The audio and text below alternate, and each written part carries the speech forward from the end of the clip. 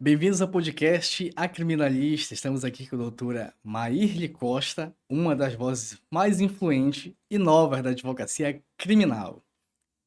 A doutora Maírle, seja bem-vinda, ao nosso podcast.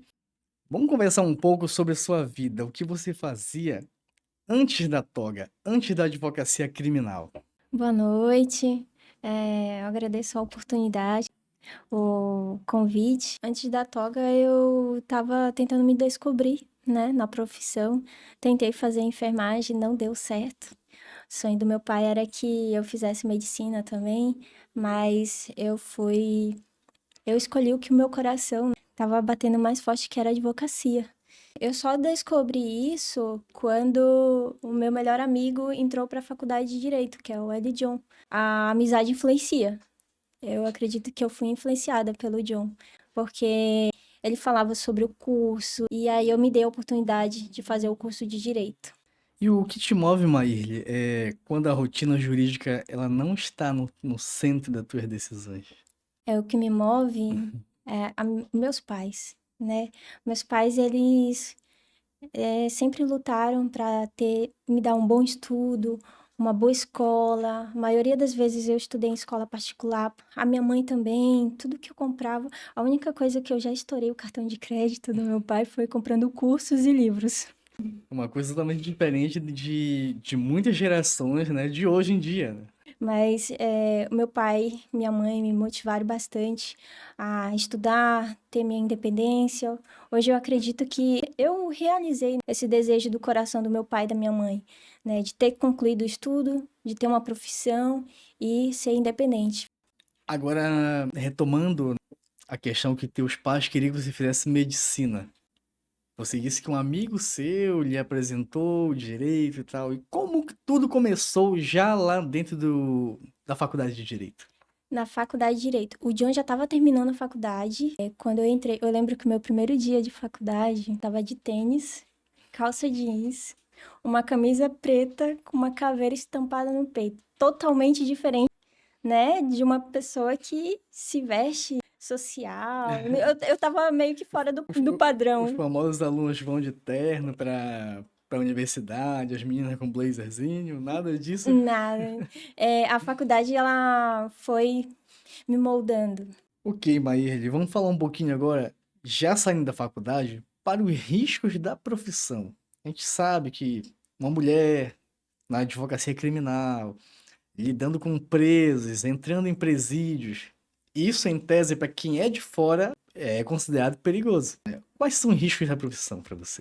O risco, profissão de ser criminalista, às vezes a gente está cuidando de uma defesa, às vezes as pessoas pensam que a ameaça ou o risco vem do cliente. Às vezes não é, às vezes é da sociedade. Ai, o advogado ali, porta de cadeia, soltou ele, a justiça não presta, não sei o quê. Não, a gente está exercendo o nosso trabalho. E aí a raiva recai para o advogado, a ira, né? Ó, o advogado soltou ali. E assim, já aconteceu de ameaças, já aconteceu. Não, é uma coisa que eu não posso negar que já aconteceu. Nesse caso, tipo, a sociedade ela acaba julgando muito o advogado por não saber que o preso tem o seu direito de ter, né, uma defesa. Né? O que você tem a dizer sobre isso? Sim, a nossa Constituição diz, né, que todos somos iguais perante a lei, todos nós temos direitos. Então, o advogado está ali exercendo o trabalho do que é direito dele, né? Se ele tem o direito de responder em liberdade, então ele vai responder em liberdade. A prisão preventiva, ela não tem um prazo fixo, mas a cada 90 dias ela tem que ser analisada. Então, passou disso, o advogado vai lá e faz uma petição de revogação de prisão preventiva. Olha, não existe mais risco, coloca uma tornozeleira, uma assinatura a cada 3 meses na comarca, e é isso que faz o advogado conseguir a liberdade provisória dele. Certo, Maírle. Agora nós temos um convidado especial, né, que vai falar conosco. Vamos falar com o sócio da Maírle, Jefferson Almeida. Pode colocar o nosso amigo no ar aí, produção. Boa noite a todos. Boa noite, Conseguem me Jefferson. Me ouvir? ouve? Boa Estão vendo direitinho? noite. Tudo certinho? Como tá? Ouço sim, boa noite. Tudo ótimo. Vamos Estava lá, aqui ouvindo essa Jefferson. conversa maravilhosa. Vamos lá, Jefferson. Sim, Você é o homem que cuida do escritório da nossa criminalista. Como que funciona o seu trabalho? eu sou o advogado chato, é o que cuida ali do dinheiro, dos contratos e como é que a gente vai proceder com cada caso. Porque tem clientes inadimplentes, tem clientes que precisam pagar de outras formas, né, seja parcelado. E o fechamento do contrato, né. A gente tem uma divisão que eu acho que toda sociedade ou parceria deveria ter. Você vai fazer parceria, tem que se complementar, né. Ela capta muitos clientes, ela é muito boa nisso. Eu cuido já da outra parte. Ela capta os clientes e a gente fecha o contrato ali. Então eu cuido desse fechamento do contrato, da questão psicológica, como a gente vai fazer para fechar isso, para passar o real risco ali para o cliente, né, o direito dele, qual é a necessidade, e também cobrar, né, que essa é uma parte que na advocacia criminal a gente tem que saber bem como é que vai fazer isso, na parte de cobrar os honorários. De dificuldade que teve logo no início quando você começou a trabalhar com ela? O que você achou assim que Olha, a tinha que o dificuldade, escritório necessitava mais? olha, é de uma quando a gente começou a trabalhar juntos, a gente precisava de um direcionamento, né, a gente não tinha como fazer tudo a mesma coisa. A gente tinha muito esse problema. Ah, tem um caso, vamos fazer todo mundo junto a mesma coisa. Por exemplo, uma resposta à acusação, que é a primeira defesa apresentada no processo, geralmente. Então, sentar e fazer todo mundo aquilo, eu acho que seria um desperdício de tempo. Então a gente começou a dividir isso. Falar, ó, faz uma resposta à acusação e depois eu vou fazer, ou cuidar aqui do contrato, ou vou cuidar de outra peça, ou vou cuidar da estratégia. E aí, vai organizando. Depois, obviamente, a gente revisa todo mundo junto, alinha, vê se está tudo certinho e segue. Mas a real dificuldade mesmo foi essa no começo, né? Foi essa dificuldade de separar o que cada um faria e não todo mundo desperdiçar tempo, todo mundo fazendo a mesma coisa. E há quanto tempo tu já trabalha com ela? Ah, olha, que eu já perdi as contas. Ela provavelmente saberia essa resposta agora, eu acho. É uma parte um pouquinho mais engraçada. Quem é que é o mais mandão no caso do trabalho em equipe de vocês? Quem organiza Olha, mais? Você ou a Maíra? rapaz, aqui é uma briga feia, viu?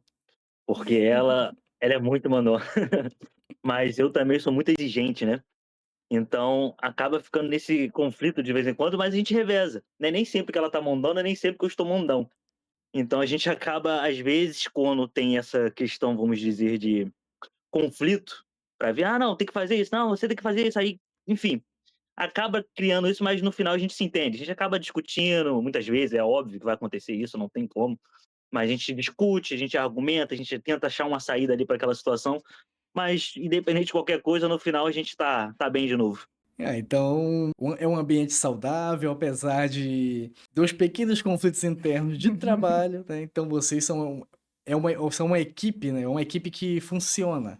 Sim, sim. É como se fosse uma família, né? Família briga, família discute, família tem suas, vamos dizer, suas controvérsias, né? Cada um pensa de um jeito, mas no final tá todo mundo se entendendo. Certo. Muito obrigado, Jefferson, pela tua Nada. participação. Obrigada. Vamos voltar aqui no estúdio com a nossa criminalista. Voltando para a doutora Maírle, sobre a questão dos honorários advocatícios para o advogado criminal e para o advogado civil.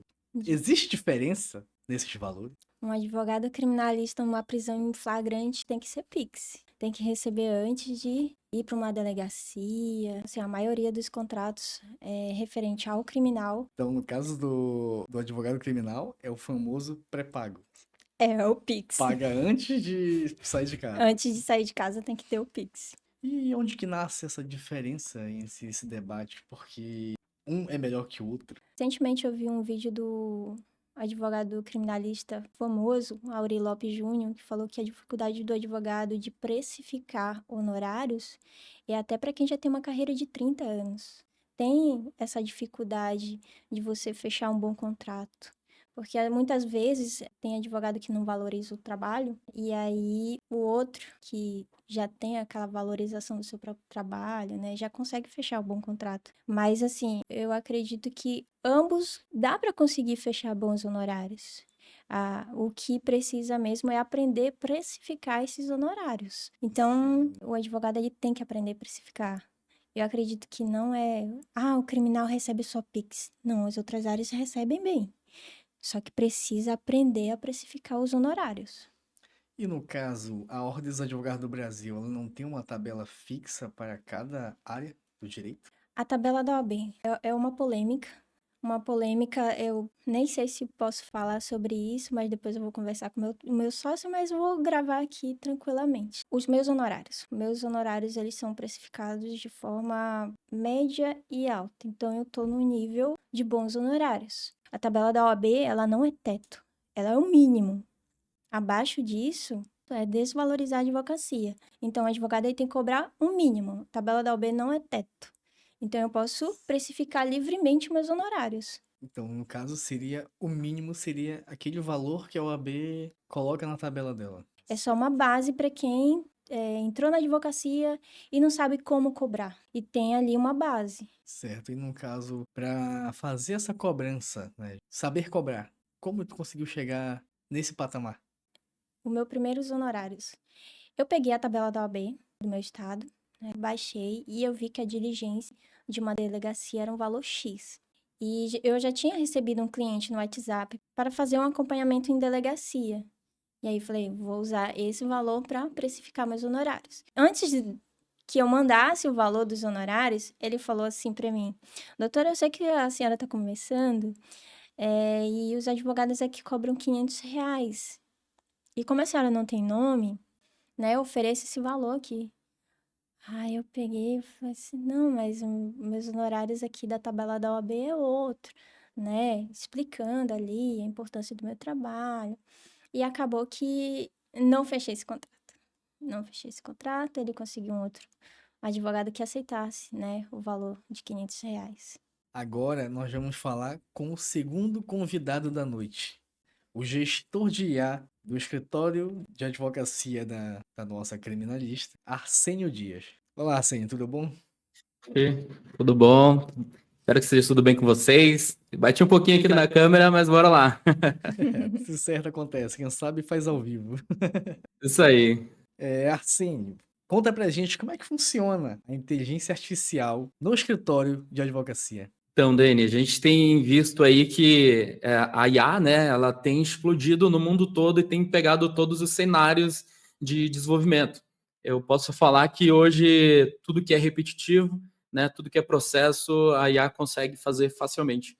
Então, por isso que ela entra nesse quesito agora de adaptar as tarefas que antes era feita de forma manual ou exaustiva, você tinha que pesquisar muito. A IA ela veio para solucionar esse tipo de questão e trazer uma facilidade, que é o seguinte, em vez de você ir lá, pegar um livro e olhar título por título, você faz a pergunta certa para ela e ela te traz o resultado que você, às vezes, nem estava esperando ali. Mas o mais importante é você perguntar bem. Se você não perguntar bem, ele erra às vezes. Se você não fizer a pergunta correta, uma pessoa perguntou, esse cogumelo é comestível? Aí a IA respondeu, é sim, pode comer. Aí a pessoa morre e responde assim, mas ele é do tal tipo.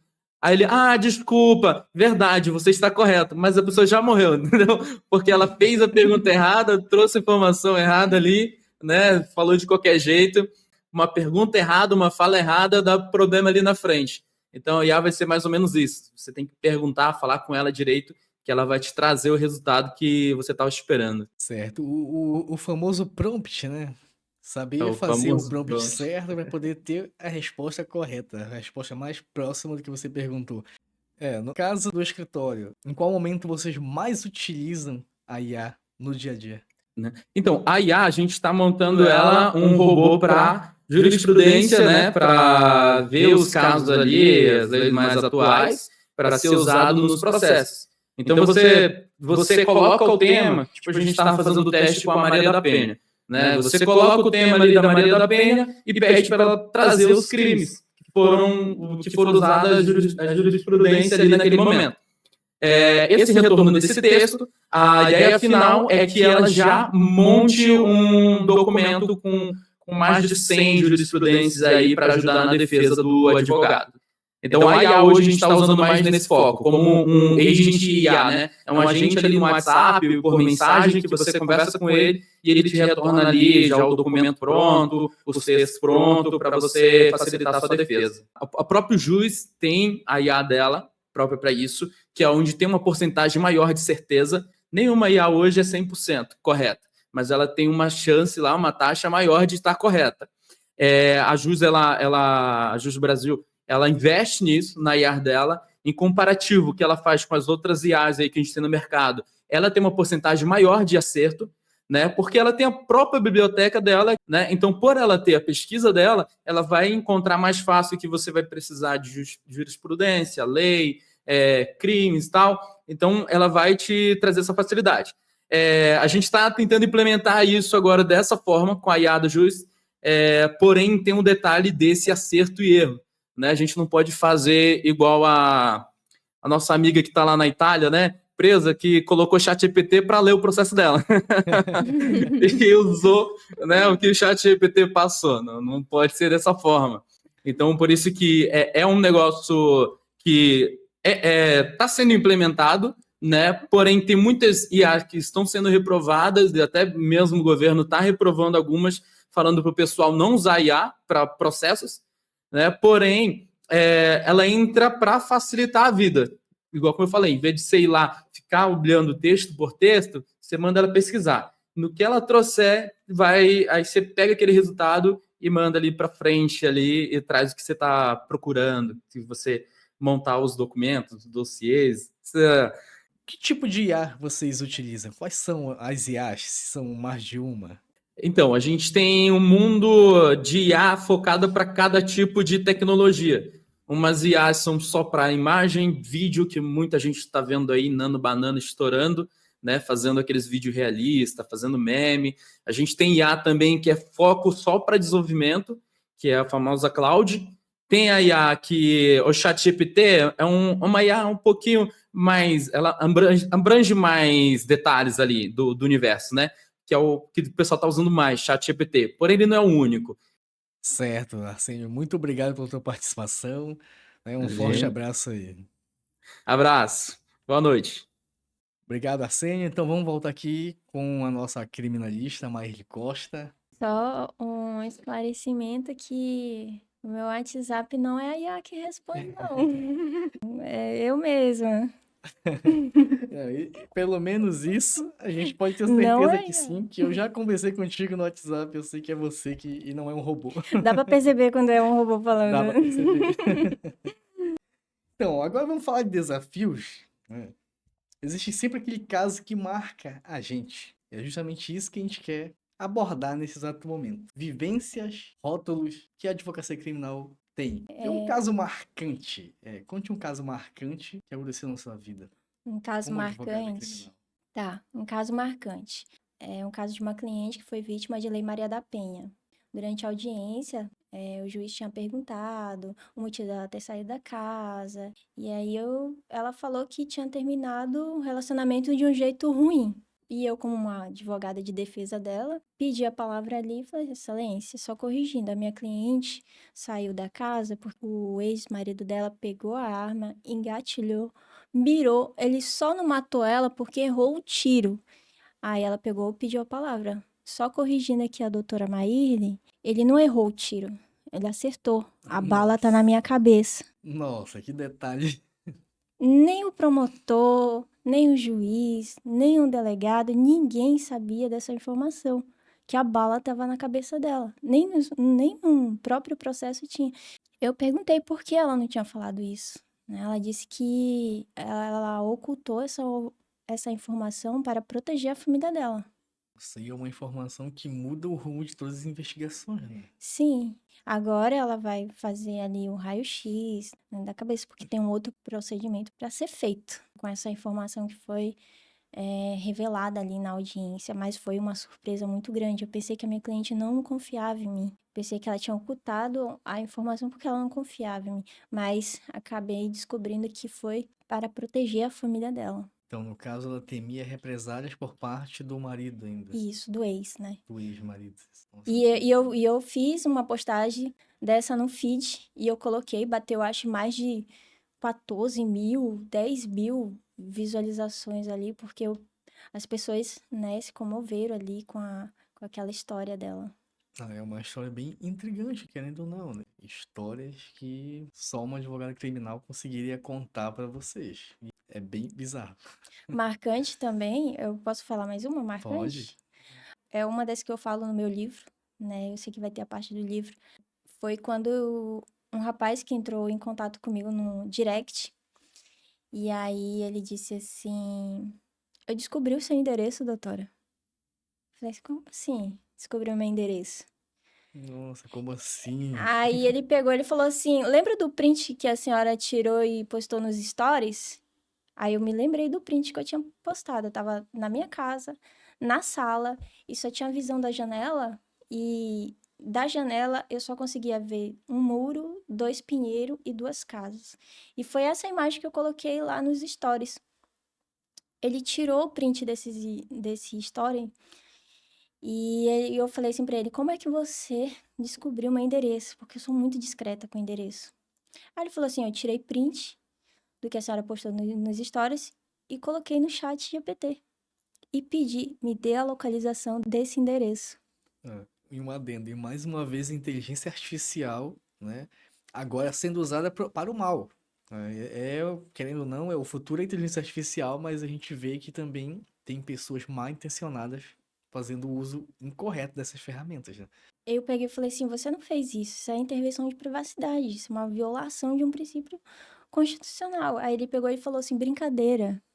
E na brincadeira eu fui tirar a prova, né? Advogado mesmo vai lá e faz o teste. Peguei, tirei o print, coloquei no chat GPT, escrevi a frase que ele falou. Me dê a localização exata desse endereço. O chat GPT me deu não só a localização, ele me deu um mapa de onde estava a minha casa. Nossa. Não façam isso em casa. É crime. É perseguição, stalk. Na verdade, eu tenho um prazo de 6 meses ainda, né, para fazer uma representação. Ele me bloqueou de tudo, porque ele trabalhava perto do local onde eu trabalhava. Então, ele acabou me encontrando ali no caminho, né, chamando atenção e tudo mais. E ele falou que fazia parte de um sistema de segurança.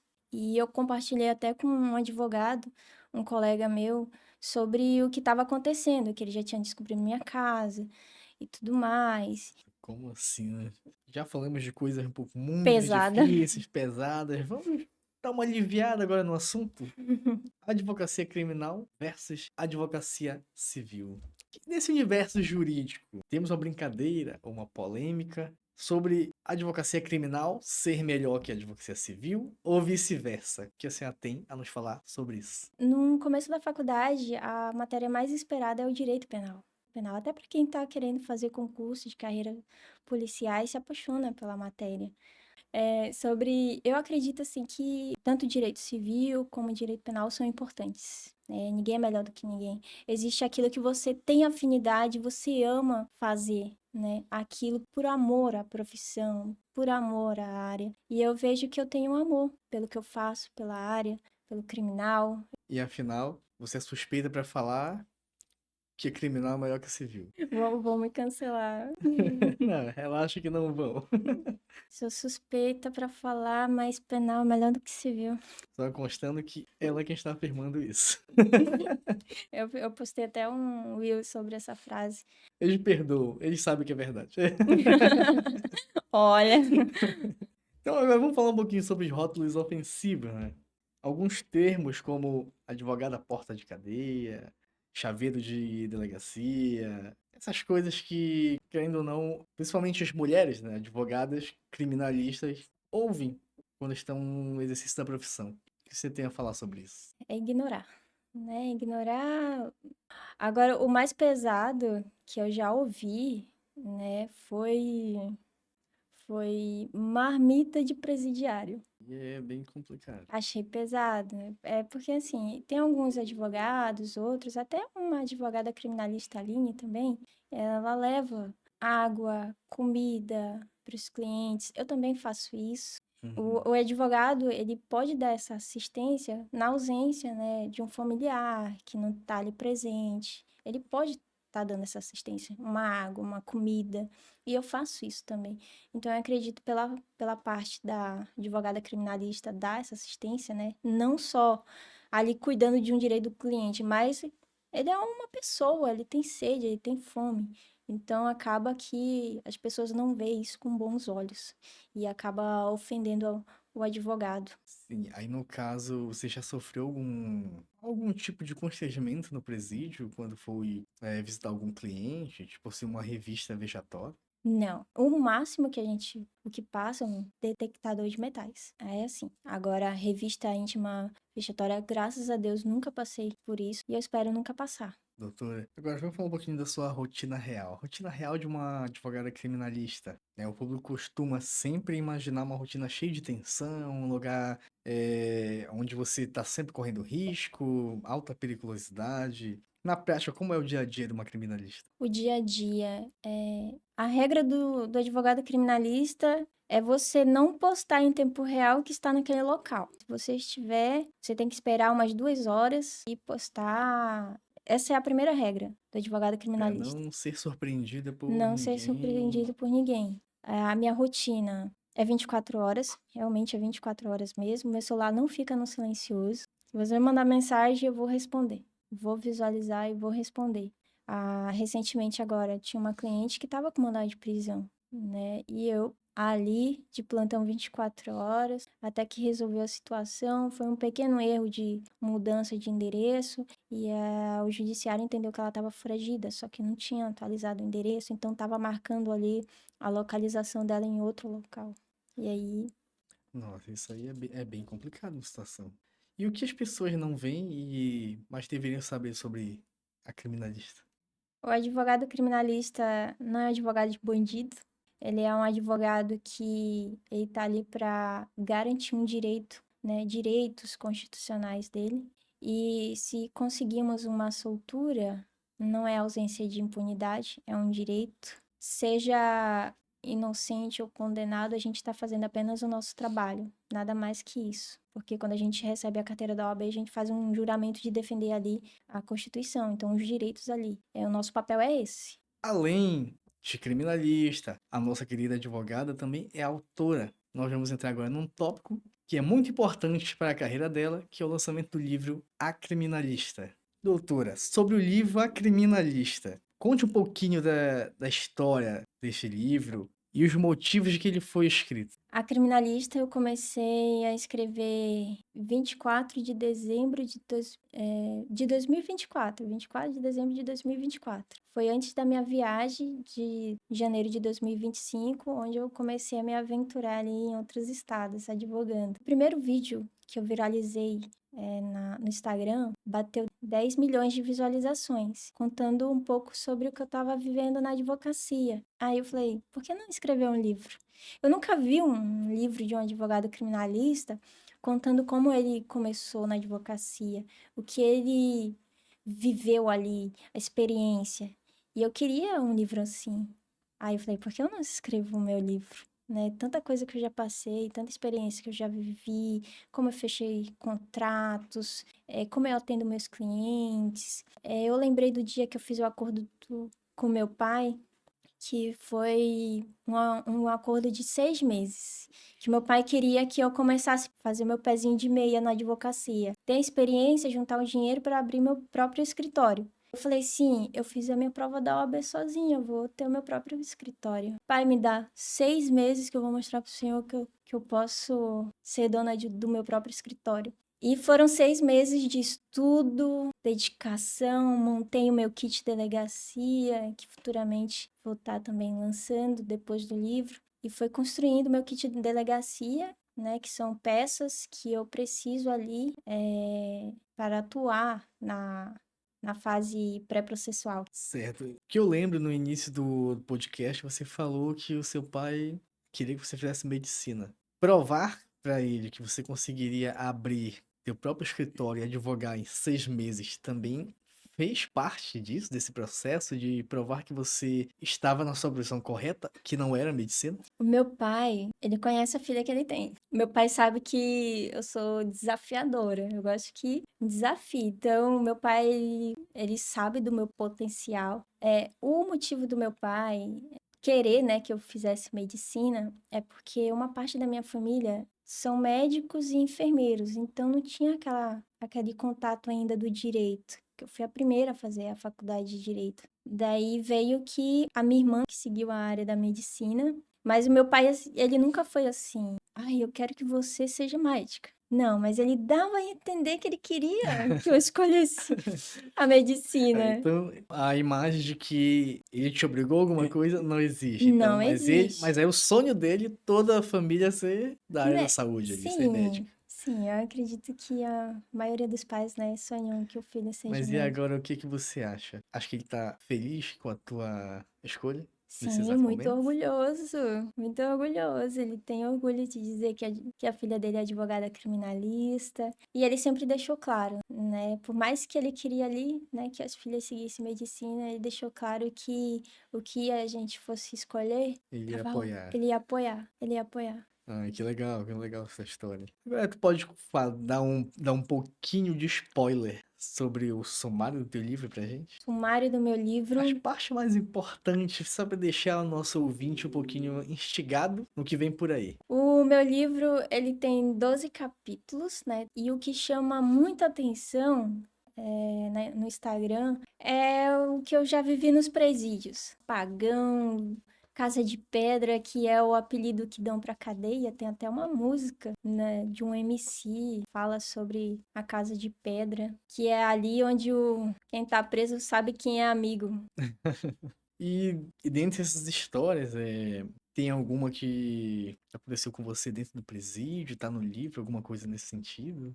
A maioria, eu contei muita coisa do que aconteceu comigo, tá no livro. Tem a Casa de Pedra, o Apagão, tem outras histórias também do que eu já passei no criminal. E é um livro bastante interessante que vai despertar ali a curiosidade de muitas pessoas, eu acredito que o meu livro, ele vai inspirar estudantes de direitos, jovens advogados, advogados que estavam parados, que desejam voltar à advocacia para precificar melhor os honorários. O livro é como é que eu posso... Como se fosse uma enciclopédia pra essa nova geração que está entrando e pra galera que O quer livro, voltar. o livro é um manual, Um né? Um manual, isso. manual para voltar, é ânimo, é motivação, é uma história emocionante. Sim, que como você falou, pouco se tem, né, a gente pouco vê livros de advogados criminalistas, então, querendo ou não, é uma novidade. É uma novidade, eu acredito que seja o único livro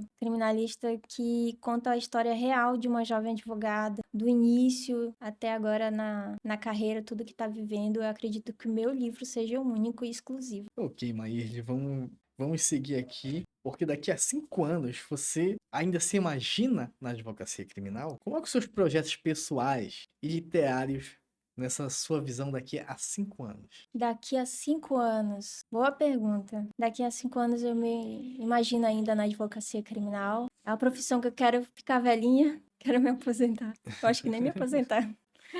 Quer continuar atuando mesmo, Atuando, é porque mesmo eu, bem eu, eu velhinha? amo. E agora eu quero que você faça uma revelação final para os nossos ouvintes. Maírle Costa, doutora Maírle Costa. Para encerrar, conta um segredo que quase ninguém sabe, seja ele pessoal ou profissional, mas que só você tem informação. Só eu um segredo que eu tenho um caderno preto, que Estilo Death Note, não, né?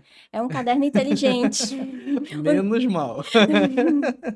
Anota Pra o quem nome não, de todas as Pra pessoas. quem não sabe o que é o Death Note, né? Existe um desenho que a pessoa, que o personagem, ele anota o nome da pessoa que quer que morra e a pessoa acaba falecendo da forma que ele escreve. Mas não é o caso da nossa doutora, que ela é um amor de pessoa. Né? Como é o seu caderno preto, doutor? Então, um caderno preto é um caderno onde eu escrevo minhas metas, meus sonhos para o futuro de 10, 5 anos por aí. E eu lembro que em 2023 eu falava que eu queria ganhar R$ 10.000 todo mês. Uma boa meta. Março de Em 2023. março de 2023. Março de O 2023. que vocês acham, caros ouvintes? Ela já está ganhando isso em março de 2023. Graças a Deus, escrever no meu caderno inteligente, fala que é o caderno dos sonhos. Os meus desejos, ainda tenho o meu sonho de fazer minhas viagens internacionais, meu sonho. E esse caderno, gradativamente, tudo que eu escrevi, que ele já está escrito por completo, não tem nem mais o que escrever nele. É o que eu Vem. já ia perguntar pra você. O que você reescreveu recente nele, né? Recentemente, Digamos assim, refazendo a pergunta, né? Melhorando ela. Qual foi a última meta que você escreveu nele? A última linha lá. O último sonho, sei lá. eu tinha que trazer esse caderno aqui, porque são tantas coisas que eu escrevi na última folha, que foi uma lista de 15 desejos. Para Lembra de alguma pra contar pra gente? uma era viajar. Viajar, fazer uma viagem internacional? Não, viajar para os outros estados e a internacional, eu não me recordo se eu coloquei nessa última folha. Sim. Então, no caso da viagem para outros estados, está sendo realizado, né? Sim, estou aqui, graças a Deus. Por quantos estados você já passou? Até agora foram 3, 4 por aí, porque eu tô agora em Curitiba, morando em Curitiba, Florianópolis e o estado do Pará, mas advogando virtualmente em 7 estados brasileiros. Quais são os estados? Você pode contar pra gente? São Paulo, Goiás, Pará, Paraná, Santa Catarina, Rio de Janeiro, Acre e Tocantins. São 8. São 8 já. Até então, você advoga em vários estados do Brasil. Já teve algum país? Sim, tem um país que é Portugal. Foi o meu primeiro caso, né, internacional aí, mas só que o cliente mora lá, mas a questão jurídica está sendo resolvida aqui no Brasil.